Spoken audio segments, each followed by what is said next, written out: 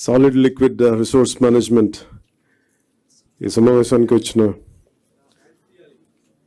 Swachhandhra corporation అధికారులకి, పంచాయతీరాజ్ అధికారులకి, rural water supply అధికారులందరికీ, అలాగే principal secretary PR Shri Shashibhushan గారికి, మెంబర్ సెక్రటరీ శ్రీ కన్నబాబు గారికి, అధికారులందరికీ పేరు పేరున నా హృదయపూర్వక నమస్కారాలు, అభినందనలు. ఇక్కడికి వచ్చిన మీడియా సోదరులందరికీ, పెద్దలకి నా హృదయపూర్వక నమస్కారాలు, ఆహ్వానం పలుకుతా ఉన్నాం.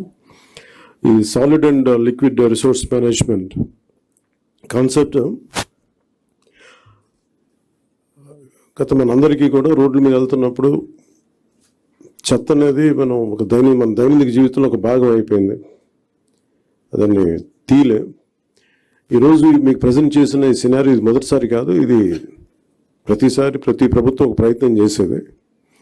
కాదు, ఇది ప్రత్యేకించి మేము ఎందుకు దీన్ని కొంచెం కమిటెడ్గా తీసుకెళ్ళాలి అని అనుకుంటున్నాం అంటే, మన దేశం నదులకి, సాంప్రదాయాలకి చాలా విలువ ఇచ్చే దేశం ఇది.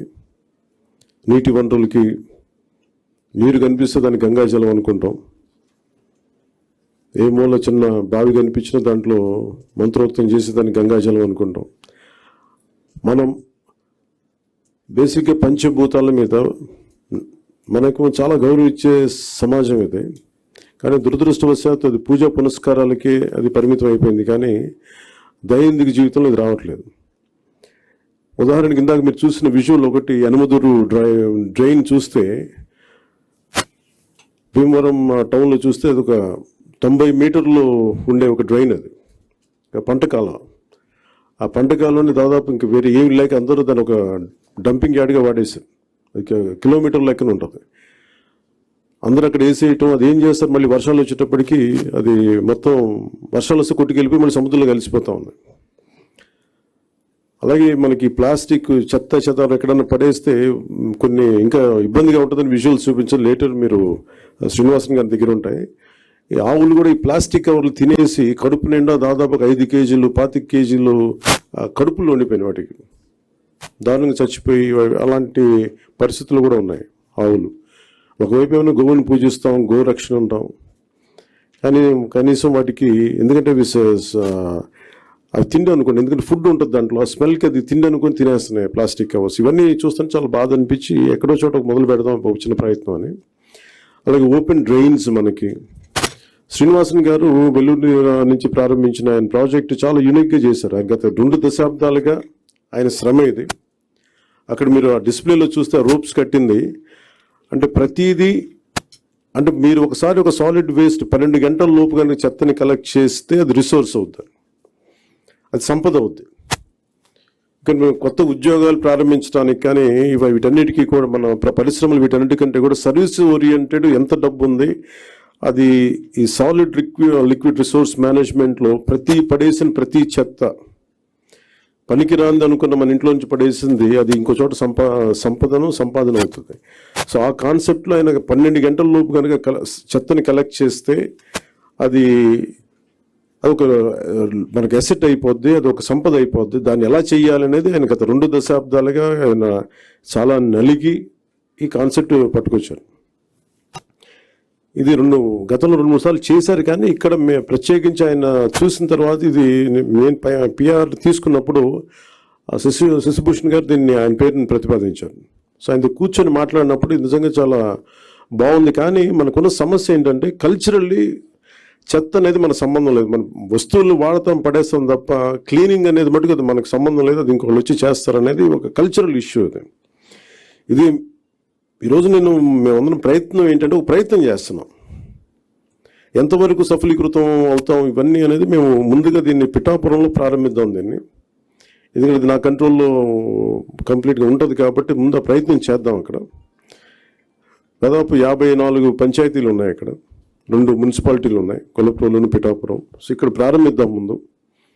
దాంతోపాటు ఇది 2 రకాలుగా ప్రతిపాదిస్తున్నాం. ఒకటి, ఇలాంటి సెల్ఫ్ హెల్ప్ గ్రూప్స్ ద్వారా ఒక 6 మంది ఉండి, ఇప్పుడు మీరు ఇందాక ఆయన చెప్పిన విధానంగా వాళ్ళ ద్వారా కలెక్ట్ చేయడం, ఎవ్రీ డేకి రోజుకి 2 సార్లు ఈ చెత్తని కలెక్ట్ చేయడం, ఆ మన ఎక్కడైతే సెపరేట్ చేస్తారో ఆ యూనిట్స్కి పట్టుకెళ్ళడం. ఇది ప్రజలు కూడా బాధ్యత తీసుకుంటేనే అవుతుంది. కేవలం మేము పడేయటమే మా బాధ్యత అంటే సెగ్రిగేషన్లోనే చాలా చాలా బాధ్యత తీసుకోవాలి. అదొక ప్రయత్నం చేస్తుంది. ఈ కల్చర్ మనం ఇంజెక్ట్ చేయకపోతే భవిష్యత్తుకి ఇది మనందరికీ మనకి చాలా ఇబ్బందిగా పరిస్థితులు వస్తాయి. ముఖ్యంగా మీరు ఎక్కడ చూసినా సరే any water body, any canal కనిపిస్తే మొత్తం డంపింగ్ యార్డ్లా అయిపోయింది. ఒక చిన్న పంట కాలువలు, స్వచ్ఛంగా పారాల్సిన పంట కాలువల్లో ఈ చెత్త చెదారం వేసేసేటప్పటికి ఇది నాకు అన్ని చోట్ల కనిపిస్తూ ఉంది. దీన్ని పిఠాపురంలో నాకు దాన్ని తీసుకెళ్ళాలి, పైలట్ ప్రాజెక్ట్గా చేద్దాం దీన్ని. అలాగే ఇండివిజువల్స్ కూడా దీన్ని చేయొచ్చు, ఇంక్లూడింగ్ ఒక అపార్ట్మెంట్లో సముదాయం కావచ్చు, ఇండివిజువల్ హౌస్ కావచ్చు, వాళ్ళకు కూడా దీన్ని గ్రూప్గానే కాకుండా ఒక 250 ఇళ్ళకే కాకుండా వ్యక్తులుగా కూడా ఒక కుటుంబం చేయాలనుకుంటే ఏం చేయొచ్చు, అలాంటి ప్రతిపాదనలు కూడా శ్రీనివాసన్ గారి దగ్గర ఉన్నారు. వీటికి ముందస్తుగా మేము చేయదలుచుకుంది ఏంటంటే ఒక మాస్టర్ ట్రైనర్స్ని తయారు చేద్దాం. ఒక 50 మంది నుంచి 70 మంది మాస్టర్ ట్రైనర్స్ని తయారు చేసి ఈ కాన్సెప్ట్ని ఎక్కువ మందికి అర్థమయ్యేలా చెప్పి దీన్ని ముందుకు తీసుకెళ్ళాలి. దాంట్లో భాగంగా మిమ్మల్ని అందరినీ ఇక్కడ పిలవడం జరిగింది. మరి if you go into detail, ప్రతి డీటెయిలింగ్ వెళ్తే నిజంగా అందరం కలెక్టివ్గా అనుకుంటే ఖచ్చితంగా పాసిబిలిటీ చేయొచ్చు. ఇది కాదు, అది వ్యక్తితో మొదలవ్వాలి. సో నేను పొద్దున్న పెట్టిన ప్రతిపాదన కూడా ఏంటంటే, నాకే అనిపించింది ఆయనతో మాట్లాడినప్పుడు, ముందు నేను ఎక్కడైతే ఉంటున్నా నా క్యాంప్ ఆఫీస్ కానీ, లేదంటే నేను ఇప్పుడున్న నా ప్రైవేట్ క్యాంప్ ఆఫీస్ కానీ, లేదంటే జనసేన పార్టీ ఆఫీస్ కానీ, ముందు వీటితో మొదలు పెడదాం. అసలు జీరో లిక్విడ్, మన సాలిడ్ అండ్ లిక్విడ్ రిసోర్స్ దీన్ని మేనేజ్మెంట్ అసలు ముందు నా ఆఫీస్తో మొదలు పెడదాం, అలాగే పిఠాపురంలో మొదలు పెడదాం అని స్టార్ట్ చేస్తాం. దాంట్లో కూడా ఇప్పుడు ఆయన ఏమంటున్నానంటే, వచ్చి ఒకసారి క్యాంప్ ఆఫీస్ కూడా చూడండి, ఏమేమి జాగ్రత్తలు తీసుకోవాలి, చెత్త ఎంత మినిమైజ్ చేయగలం. ఎందుకంటే దాదాపు 169 ఈ వేస్ట్ ఐటమ్స్ ఉన్నాయి. మన చిన్న వాడేసిన బ్యాటరీలు కావచ్చు, ప్లాస్టిక్ కవర్ కావచ్చు, ప్రతి దానికి ఒక యూనిట్స్ ఉన్నాయి. ఇంక్లూడింగ్ ఈ బ్యాటరీస్ మనం పడేస్తే అవి ఎవరో తీసుకెళ్తారు, కానీ దానికి సంబంధించిన వ్యక్తులు ఆ లోపల ఉన్న హెజార్డస్ మెటీరియల్ అంతా ఇనుము వరకు అవుటర్ లేయర్, బ్యాటరీ లేయర్ తీసుకొని అది అమ్మేస్తారు, కానీ లోపల ఉన్న హెజార్డస్ మెటీరియల్ అంతా అక్కడే వదిలేస్తారు. దీన్ని ఈ పొల్యూషన్ కంట్రోల్ నామ్స్ ప్రకారం కొన్ని యూనిట్స్ కానీ ఇవ్వగలిగితే, వాళ్ళు సంబంధిత స్పెషలైజ్డ్ చోజన్ యూనిట్స్ ఉన్నాయి, పొల్యూషన్ కంట్రోల్ బోర్డు సెలెక్ట్ చేసిన యూనిట్స్ వాళ్ళకి అమ్మటం. ఎందుకంటే ప్రతి చోట ఆయన చెప్పేది దాదాపు ఎంత, మీరు అన్నిటికన్నా మీరు చెప్పండి ఏంటంటే అబౌట్ మనీ చెప్పండి. అది how much money each panchayat can get out of this. అది you didn't display that part, you have to show that. You have అంటే ఒక్కొక్క పంచాయత్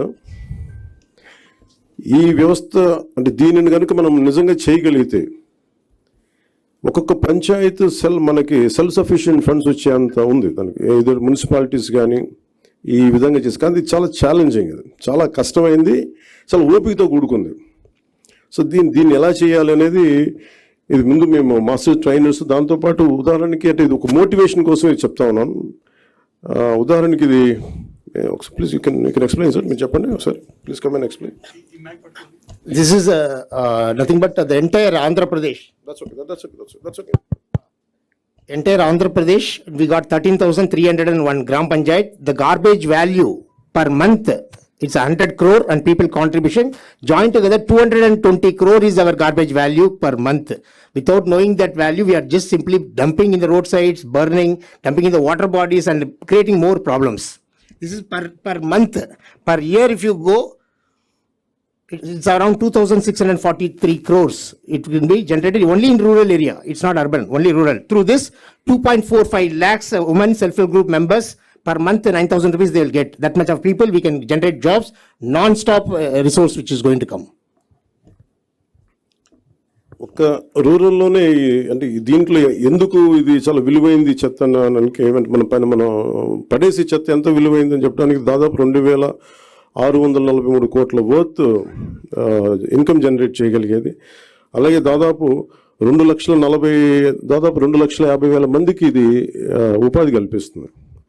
సో దీన్ని చేయడం అంటే ఒక కల్చరల్ చేంజ్ పట్టుకోవాలి. దీనికి ఆ ప్రయత్నం మేము చేస్తున్నాం. ఆ ప్రయత్నంలో మేము సక్సెస్ సాధించాలని కోరుకుంటున్నాం. అలాగే మీ సలహాలు, మీ సూచనలు ఏమైనా ఉంటే, who want to be a part of this మనకి స్వచ్ఛాంధ్ర కార్పొరేషన్ ద్వారా దీన్ని ముందుకు తీసుకెళ్తాం. అలాగే PR పంచాయత్ రాజ్ డిపార్ట్మెంట్ కూడా దీంట్లో యాక్టివ్గా ఉంటుంది. అంటే బేసిక్ కనీసం మనం ఇవ్వగలిగేది శుభ్రమైన పరిసరాలు. స్కూల్స్లో చూస్తే, ఇందాక భీమవరంలో కూడా ఒక స్కూల్ చూస్తే ఆ స్కూల్ మొత్తం డంపింగ్ యార్డ్లో చేశారు. పిల్లలు ఎలా చదువుకుంటారు అక్కడ?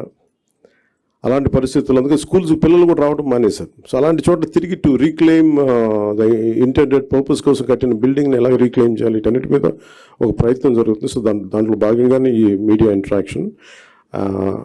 సో ఒకసారి మీరు మీ సహాయ సహకారాలు కావాలి. ఇట్ ఇస్ మోర్ ఆఫ్ కల్చరల్గా ప్రతి ఒక్కరికి దీని అవగాహన పెంచాలి. నేను మీడియా నుంచి వచ్చిన మీ సన్నిహితులకి, మిత్రులందరికీ నేను కోరుకుంటుంది, ఈ అవగాహన మీరు కొంచెం సగటు మనిషిలో కానీ పెంచగలిగితే మీ ద్వారా, మీ మాధ్యమాల ద్వారా, అది నిజంగా మాకు ఒక మోటివేషన్లా ఉంటుంది. అందుకే మీ సహాయ సహకారాలు కోరుకుంటూ సెలవు తీసుకున్నాం. Thank you sir. చెప్పండి.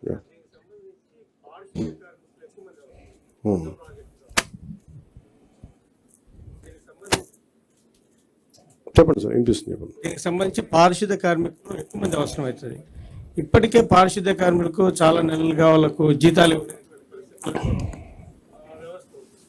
కాబట్టి దీన్ని ఎట్లా అధిగమిస్తారు? దీనికి సంబంధించి ఏదైనా ప్రాజెక్ట్ అంటే ఈ ఇన్కమ్, వచ్చే ఇన్కమ్ని వాళ్ళకి జనరేట్ అయ్యేలాగా ఏదో ఒక కాన్సెప్ట్ ఉంది. అందుకని దాని ఇవన్నీ మాకు ఇవన్నీ కాన్సెప్ట్ ఓరియంటెడ్లో ఉన్నాయి. లార్జ్ స్కేల్లో ఒక చిన్న గ్రామాల్లో చేశారు. ఇప్పుడు దాకా అయితే ఒక 2-3 జూపూడి లాంటి గ్రామాలు 2-3 గ్రామాల్లో చేశారు.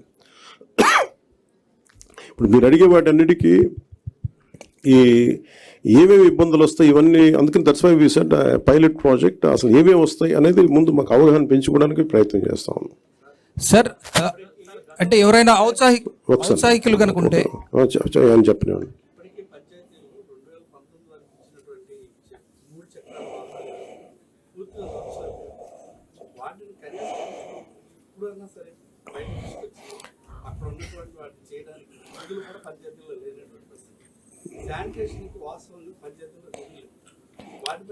అంటే బ్లీచింగ్ పౌడర్కి డబ్బులు లేవు పంచాయతీలు. అంటే మేమేమనుకున్నా అంటే there lot of challenging situations ఉన్నాయి. అంటే మనిషి ఛాలెంజ్ ఉంటేనే కదా ఎదుగుతాడు. So we are take it in a very positive note. Will see how it we take it forward.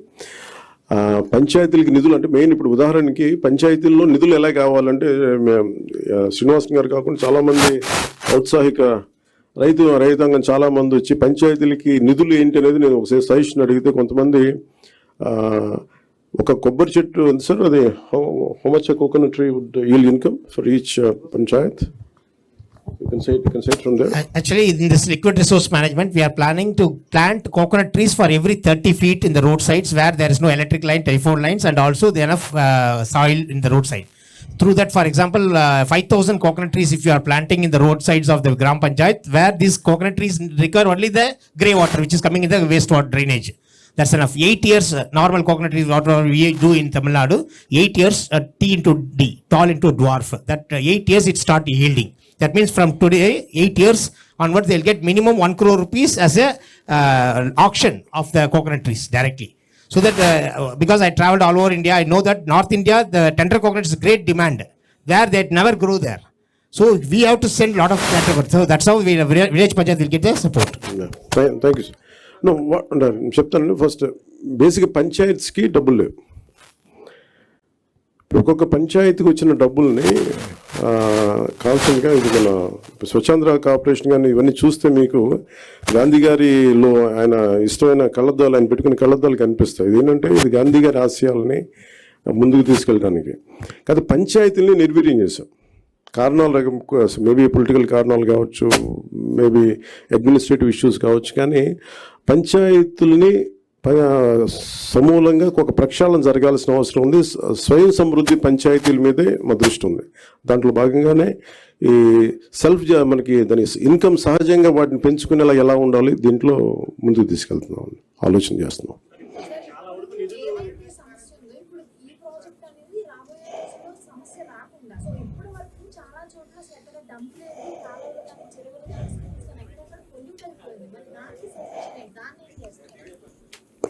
ఇది ఇప్పుడు అల్లావుద్దీన్ అద్భుత దీపంలాగా పెద్దానికి వెంటనే పరిష్కారాలు ఉండవు. బట్ ఫస్ట్ మీరు తెలియజేసుకుంటుంది ఏంటంటే, we are very committed to be really Swachhandhra. అంటే నిజంగా దానికి ఎంతో కొంత. ఇప్పుడు నేను అడుగుతుంది కూడా ఏంటంటే, ముందు డంపింగ్ యార్డ్, ఇందాక మీరు భీమవరం డంపింగ్ యార్డ్ చూశారు. మీరు అడిగే ప్రశ్నకి ఏంటంటే డంపింగ్ యార్డ్ అసలు ముందు సమస్య ఏంటి, ఇవన్నీ అయిపోయేలోపు అది కదా. అందుకని దీన్ని ఒక కష్ట నష్టాలు అర్థం చేసుకోవడానికి ముందు మేము పిఠాపురము లేదా కొంత భీమవరం డంపింగ్ యార్డ్ తీసుకున్నాం. భీమవరం డంపింగ్ యార్డ్కి ఏంటంటే నేను కొంచెం ఎలాబరేట్గా మీరు తర్వాత ఇప్పుడు ఎవరు ఇంట్రెస్టెడ్ మీరు ఎవరిని అడిగినా ఆయన చాలా డీటెయిల్గా చెప్తారు. ఉదాహరణకి ఆయన ఛత్తీస్గఢ్లో ఐ థింక్ యూ హ్యాడ్ నేను ఛత్తీస్గఢ్ సార్ అంబికా హర్యానా ఛత్తీస్గఢ్ అంబికాపూర్లో ఆయన ప్రత్యేకంగా ఒక ప్రాజెక్ట్ చేశారు. ఇలాగా మనకి ఒక డంపింగ్ యార్డ్ ఉంది, ఒక 20 acres dumping yard, and he made it very beautiful. So దానికి మోర్ దెన్ డబ్బు కంటే కూడా చాలా కమిటెడ్ ఉండే లీడర్షిప్ ఉండాలి దానికి అంతా. సో అది అట్లాంటి ఫస్ట్ ప్రయారిటీ చేసుకుంటాం. ఇవన్నీ ఒకటి అర్బన్ కింద వస్తుంది, కొంత పంచాయతీ నా కిందంతా నేను మాట్లాడగలిగేది పంచాయతీ రాజ్ కింద వస్తే, భీమవరం నా కింద రాదు. బట్ స్టిల్ నేను అర్బన్ డెవలప్ మినిస్టర్ నారాయణ గారితో కూర్చోబెట్టి మున్సిపాలిటీకి సంబంధించి మేము కూర్చొని దాని మీద ఒక ప్రతిపాదన తీసుకురావాలి. ముందు దీన్ని ఇనిషియేట్ చేస్తాను through from PR.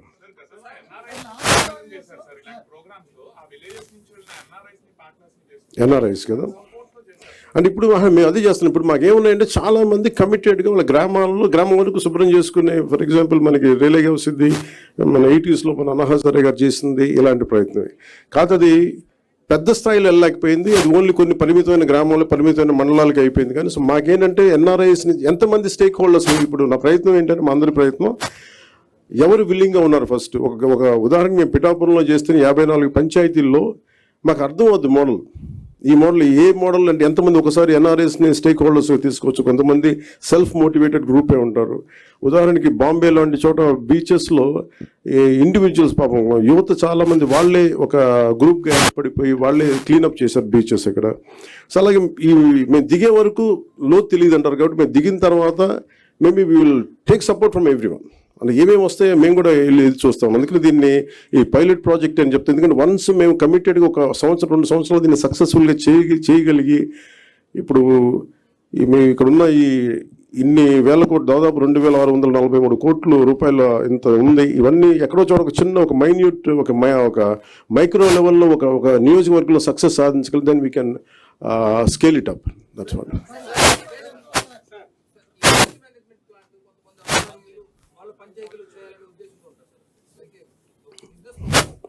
Actual purpose ఏంటంటే ఇప్పుడు మనల్ని ఏదైనా సరే సర్వీస్ అంటే ఎవరు పనిచేయరండి. అంటే ఎందుకు మేము ఇది మా లిక్విడ్ రిసోర్స్ ఏమంటుందండి solid and liquid resource management అని ఎందుకు అంటున్నాం అంటే solid and liquid resource management ఎందుకంటే money is the greatest motivation. మీరు సర్వీస్ చేయండి అంటే అందరూ అలసిపోతారు, పారిపోతారు. అందుకని దీంట్లో డబ్బు ఉంది, చెత్తలో డబ్బు ఉంది అంటే అందుకే నేను ఫోటో కూడా ఏం పెడతానంటే మా లక్ష్మీదేవి ఫోటోగ్రాఫ్ పెడతారు. ఇది చెత్త అంటే దాని డబ్బు ఉండదు అనుకుంటే దీంట్లో ఐశ్వర్యం ఉందని చెప్పడానికి ఈయన ఏంటి sir what you did something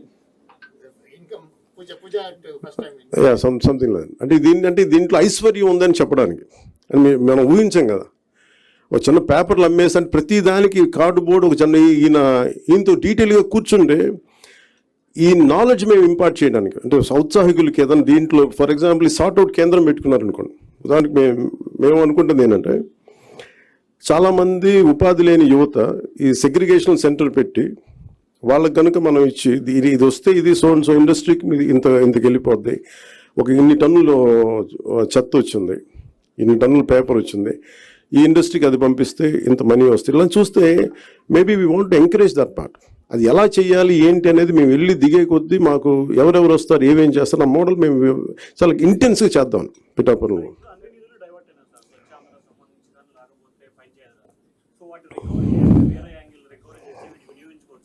ఖచ్చితంగా వినియోగించుకోవచ్చు, కానీ ఎలా రికవరీ చేస్తాం? ఇప్పుడు ఉదాహరణకి అంటే ఇప్పుడు నేను ఏ రివ్యూ మీటింగ్స్లో కూర్చున్నా కానీ అందరూ కలిసి ఒక పేరు అవసరంగా లేదు కానీ ఒక ఐఏఎస్ అధికారి పేరు చెప్తారు. అన్ని అనర్థాలకి మూలం ఆయన అన్నట్టుగా అసలు ఎన్ని అవకతవకలకి మొత్తం కూర్చోబెట్టి ఏ రివ్యూ మీటింగ్లో కూర్చున్నా ఆయన ఏళ్ళన్నీ ఆయన వైపు చూపిస్తుంటారు. అఫ్కోర్స్ ఆయన ఇప్పుడు వెళ్ళిపోయారు అనుకుంటా నాకు తెలిసి. అంటే ఇట్లా ఉంటుంది. ఇప్పుడు వీళ్ళందరినీ ఎలా బాధ్యుల్ని చేయాలి అంటే ఇట్స్ వెరీ ఈజీ. అంటే అడ్మినిస్ట్రేషన్లో కూర్చున్నప్పుడు రూల్ బుక్ని దాటి అధికారులు ప్రయత్నాలు చేశారు, నేను రివ్యూస్లో మాట్లాడుతాను, కానీ the previous government overruled and they went away. ఎవరికి అకౌంటబిలిటీ ఫిక్స్ చేయాలి అనేది ఇస్ $1 million క్వశ్చన్. అది కేసులు పెట్టచ్చు నాకు తెలియదు, కానీ ఇప్పుడు నిన్న ఒక రివ్యూ చేశాను. రివ్యూ చేస్తే Asian infrastructure industrial development bank వాళ్ళు దాదాపు ఒక రఫ్లీ ఒక 4,000 to 5,000 kilometers అనుకోండి. వాళ్ళకి ఇస్తే వాళ్ళు అడిగింది ఏంటంటే, ఒకప్పుడు వాళ్ళు మనం ఒక 70% వాళ్ళు ఇస్తే ప్రతి ₹1,00,00,000కి ప్రతి 100 కోట్లకి 70 కోట్లు వాళ్ళు ఇస్తే మనం 30 కోట్లు పెట్టాలి. అంతే కదా సార్? 70-30 రేషియోలో. సో దాంట్లో ఇదేంటి 250 మంది జనాభా ఉన్న హ్యామ్లెట్స్ కావచ్చు, కుగ్రామాలు కావచ్చు, వాటికి రోడ్డు. సో వాటికి రోడ్లు వేయడానికి దాదాపు Asian infrastructure industrial development bank ప్రయత్నం చేస్తే దాదాపు 400 million ఇచ్చారు వాళ్ళు ఇస్తే. కానీ మనం ఏం చేసాం, వాళ్ళు ఇచ్చిన తర్వాత అది ఈరోజు ఏమైపోయింది, గత ప్రభుత్వం డబ్బులు పే చేయక వాళ్ళకి ప్రాజెక్టు నిర్మాణం చేయలేదు. నేను అడిగాను ఏంటంటే అధికారులని, బ్యాంక్ అధికారులు, ఎందుకు అంటే లాస్ట్ గవర్నమెంట్ వాళ్ళు కనీసం వాళ్ళ వాటా వాళ్ళు ఇవ్వలేదు. వాళ్ళు 70 కోట్లు వాళ్ళ వంతు రిలీజ్ చేశారు, కానీ రాష్ట్ర ప్రభుత్వం ఇవ్వాల్సిన వంతుని వాళ్ళు రిలీజ్ చేయకపోవడం వల్ల వాళ్ళు ఏం చేశారు, అలా ఉంచేశారు దాన్ని. కొద్ది రోజుల తర్వాత రోడ్లు ఇలా అలా చూస్తే ఒక $40-40 million అలాగే బ్యాంకుల్లో పెట్టుకొని కూర్చున్నారు. అది ఎటు డైవర్ట్ చేశారు ఏంటి అని పక్కన పెట్టి రోడ్లు వేయలేదు. అందువల్ల ఏంటంటే వాళ్ళకి నమ్మకం పోయి గత ప్రభుత్వం మీద వాళ్ళు ఏం చెప్పారంటే, మేము డబ్బులు ఇవ్వం, మేము రీఎంబర్స్మెంట్ విధానం పెడతామని చెప్పేసి మినిస్ట్రీ ఆఫ్ ఫైనాన్స్ పెట్టింది. వాళ్ళు ఏం చేశారు, మొన్నదాకా మన వాటా ఇవ్వాలి 70 కోట్లు పెడితే మనం 30 కోట్లు పెట్టి ప్లస్ GST మనం కడితే 18% దాన్ని ముందుకు తీసుకెళ్ళాలి. ఈ నెగోసియేషన్లో కానీ ఎక్కడ కూడా GST మాకు భారం అయిపోతుంది కేంద్ర ప్రభుత్వంతో మాట్లాడలేదు. ఇట్లాగా ఏదైతే ఇంటెండెడ్ పర్పసెస్కి గొప్ప నోబుల్గా స్టార్ట్ చేశారో వీళ్ళు రకరకాల విధానాల ద్వారా ఆ ఫండ్స్ని ఎటు డైవర్ట్ అయిపోయింది. ఇది ఇండస్ట్రియల్ వాళ్ళు ఏషియన్ మన AIB కూడా చెప్తా ఉన్నారు, మా డబ్బులు రాలేదు. Then I said we have taken responsibility. వాళ్ళకి ఏం చెప్పానంటే, మేము మాట్లాడతాం, మాకు కొద్ది సమయం వాళ్ళు అడిగింది ఏంటంటే రీఎంబర్స్మెంట్ పెట్టారు, అంటే ముందు మీరు ఖర్చు పెట్టేయండి, మేము తర్వాత ఇస్తామని. అసలే డబ్బులు లేవు.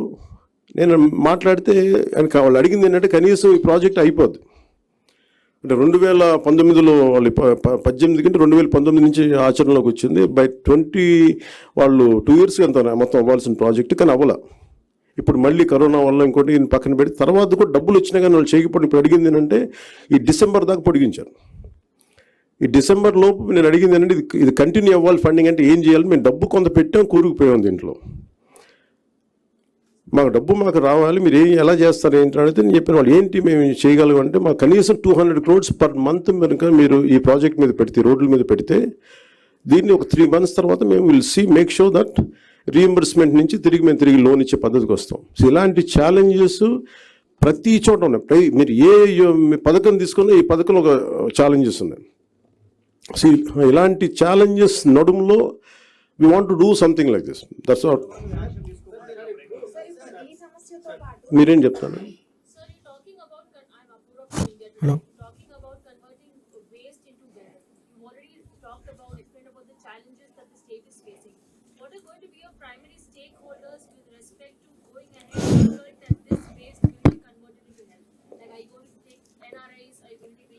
That's the question has put it exactly. See, there should be a financial incentive for anyone who does this, who would like to come forward, and we have to give some kind of wealth creation has to happen from garbage. I think that should be a great motivation for a lot of entrepreneurs or youngsters to come. We don't need great knowledge for this. We don't need great technical aspects to it. It's just mere commitment and someone who is committed to collect garbage for every 12 hours and who could monitor it. And we are a part of it. And it's a challenging thing. And as you said, you have so many doubts in your question. But I said, we would like to explore. For me also, it's quite a new one, quite innovative thing. And I know I'm going to face challenges. So unless I get into it, I don't know what kind of challenges and what kind of solutions. Maybe if I get a challenge, then I say what kind of innovative solution we would come out with. I think we keep on exploring it as each day passes by. Sir ఇప్పుడు చెత్త ద్వారా సంపద అంటున్నారు, ఐశ్వర్యం సృష్టించవచ్చు అంటున్నారు. మరోవైపున Swachhandhra corporation ద్వారా వేల కోట్లు ఖర్చు పెట్టి తిరిగి ఆ చెత్త కలెక్షన్ కోసమే పన్నులు వసూలు చేస్తూ ఉన్న దీన్ని ఎలా చూస్తారు? చెత్త ట్యాక్స్, చెత్త పన్ను ఒకవైపున చెత్త సంపద ఇవన్నీ ఏంటంటేనండి, అందుకే మీరు చూస్తే ఇది ఈ క్వశ్చన్ ఎప్పుడు రెలవెంట్ అంటే when we are applying it to the entire state. Yes. So we are doing a pilot project. We are looking at how it's going to work. No, it is wonderful, sir. Good initiative. But ఏంటంటే 5%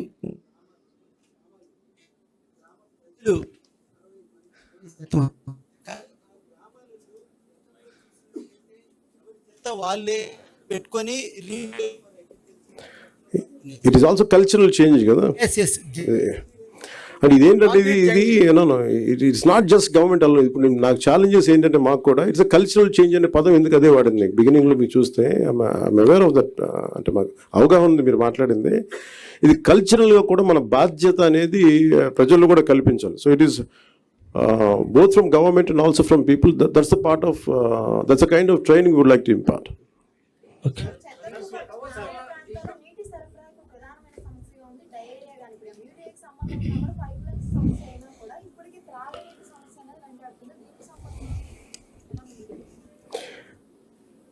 ఇప్పుడు కేంద్రం for example జాతీయ Jal Jeevan machine problem ఏమొచ్చిందంటే ఇక్కడ any policy you read from either from government of India, even for great work done by our officials, they're amazing. The problem is committed political leadership. Who doesn't want any kickbacks? As long as you don't want any kickbacks, you want to serve people, there's a great possibility, but it just doesn't happen at the political leadership level. It is about the cultural change has to happen within the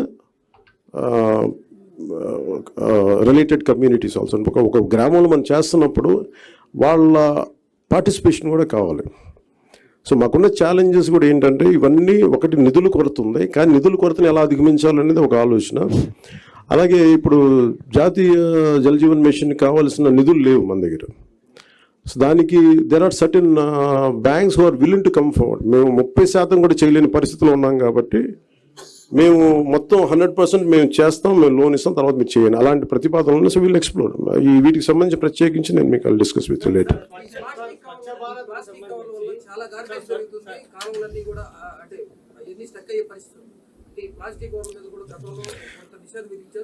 ఇది నిషేధం కాదండి, it should be cultural responsibility. అంటే మన కాదు ఏదైనా సరే మనం చట్టాలు చేసేయటం ఈజీ, కానీ applicability should come from people. ఇప్పుడు నాకు బాధ్యత ఉంటుంది, నేను తినేసి నేను పడేసి ఇంత మాట్లాడేస్తే అది నా బాధ్యత. It's also cultural individual responsibility కూడా ఉంటుంది. దీనికి ఏంటంటే ఎక్కడో చోట దాన్ని మనం you have to keep on building that thought with in the people. That's what. Sir మరి అంత తీసేయకూడదండి అంటే అలాగే. సారీ అలాగే ఇప్పుడు అలాగదండి. ఇప్పుడు మీరు పథకం చెప్పినప్పుడు you have to be little generous also. Sir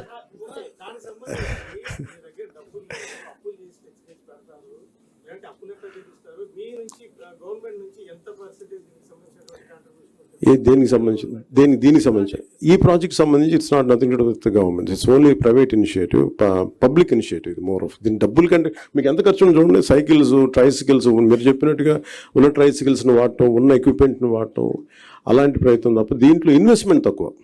అందుకని ఇప్పుడు ఉన్న పరిస్థితి ఆంధ్రప్రదేశ్ పరిస్థితులకి గ్రామాలను ఫస్ట్ మనం ఏదైనా శుద్ధి చేయాలంటే ఇది అసలు డబ్బు ప్రభుత్వం నుంచి చాలా మినిమలిస్టిక్గా ఉండి ఉన్న అధికార యంత్రాంగాన్ని వాడుకొని ఏం చేయగలం అనేది చాలా తక్కువ. మళ్ళీ జీతాలు పెంచక్కర్లేదు.